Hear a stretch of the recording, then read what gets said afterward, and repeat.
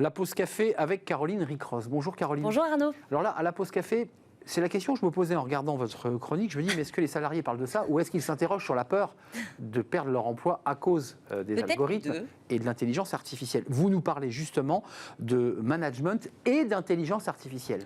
Et oui, parce que selon une étude de l'OCDE qui a été publiée en décembre dernier, les fonctions managériales sont actuellement les plus transformées par l'intelligence artificielle, juste derrière les professionnels de la finance. Alors aujourd'hui, on a même un terme, on parle de management algorithmique ou de management par les algorithmes, Arnaud. Mais c'est quoi exactement ce management par les algorithmes? Alors, c'est l'usage de l'intelligence artificielle pour recruter, gérer la main-d'œuvre ou encore organiser le travail humain. Depuis longtemps déjà, les algorithmes sont utilisés pour optimiser le fonctionnement des machines. Mais depuis quelques années, et surtout la crise sanitaire et l'essor également du télétravail, ils sont utilisés pour réguler le travail et les relations humaines.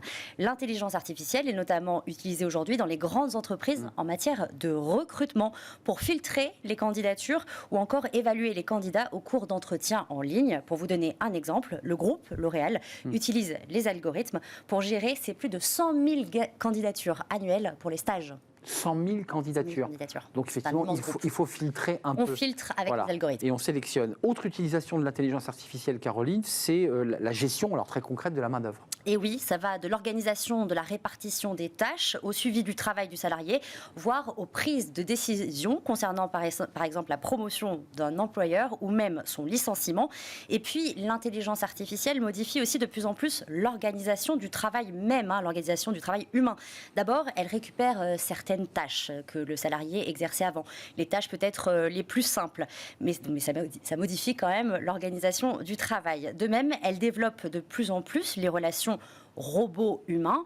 Par exemple, dans les entrepôts de Lidl ou encore Aldi, les préparateurs de commandes travaillent ils sont guidés par un logiciel de commande vocale, ou alors encore les coursiers Deliveroo ou encore Uber. Ce sont des algorithmes également qui fixent les trajets et les tarifs des courses.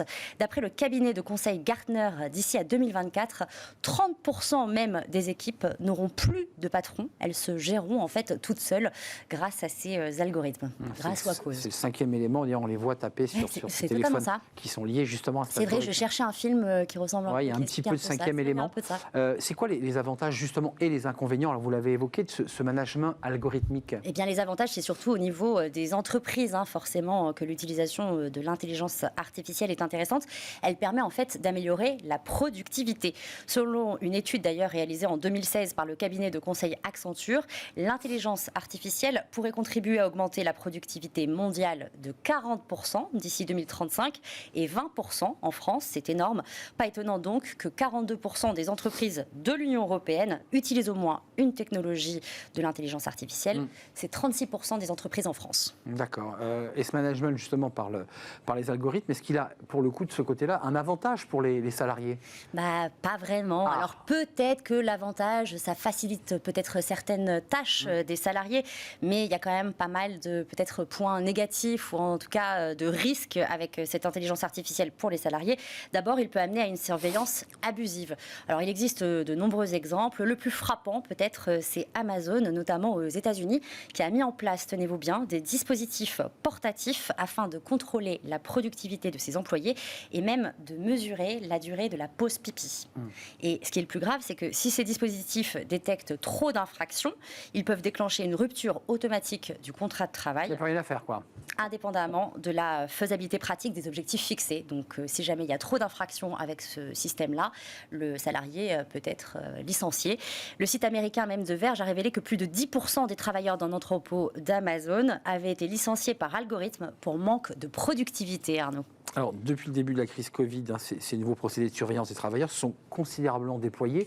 C'est assez inquiétant parce que c'est Big Brother, puisque vous évoquez ça chez Amazon, et dans d'autres secteurs d'ailleurs. Parce qu'on parlait d'Amazon, là c'est évidemment les colis, mais dans d'autres secteurs. Et oui, selon une étude réalisée en 2021 par le cabinet d'études Thomson Bourne pour le compte de la société de services informatiques VMware, 22% des entreprises françaises ont mis en place des outils pour surveiller la productivité de leurs salariés en télétravail et 40% ont l'intention de le faire ou sont en cours de mise en œuvre. Un pourcentage inférieur d'ailleurs à ce qui est observé dans le reste du monde. Surveillance des mails, des connexions, des appels. Les salariés sont de plus en plus contrôler, Arnaud. Autre problème avec ce management par algorithme, c'est justement, là, on l'évoquera j'imagine avec Amazon, c'est le risque de discrimination. Et oui, alors j'ai encore un exemple avec Amazon. Ben oui, Amazon a par exemple dû abandonner son logiciel de recrutement. En fait, il était basé sur l'intelligence artificielle, ce logiciel, et il avait tendance à privilégier les CV d'hommes. En fait, il avait été entraîné sur les CV envoyés aux géants du commerce en ligne au cours des 10 dernières années. Et il y avait beaucoup de CV d'hommes. Et donc, en fait, l'algorithme, on avait conclu que le variable sexe masculin était un facteur positif pour un potentiel recrutement. Autre risque de ce management, la perte d'autonomie des employés.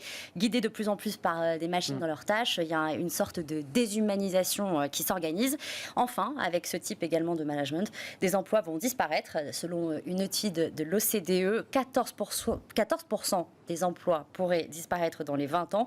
De plus, 32% des emplois risquent d'être totalement transformés par l'intelligence artificielle. Mais je crois que vous en avez déjà parlé. Et vous évoquiez que d'autres pourraient être créés, évidemment. Bien sûr, évidemment. Il y a un côté aussi. Voilà, c'est disruptif, mais on recréera, enfin il faut l'espérer, en tout cas d'autres emplois. Concrètement, quel est le cadre législatif? Parce que là, c'est un peu inquiétant, cette surveillance des salariés. Ça avance, mais difficilement sur ces questions, parce que c'est quand même très récent. Alors au niveau européen, en décembre dernier, la Commission européenne a présenté un projet de directive imposant plus de transparence aux algorithmes des plateformes de travail numérique. Cette directive crée aussi le droit de contester des décisions automatisée et travaille sur une proposition de loi visant à encadrer le recours aux technologies mobilisant l'intelligence artificielle. Mais pour l'instant, il n'y a rien de très concret.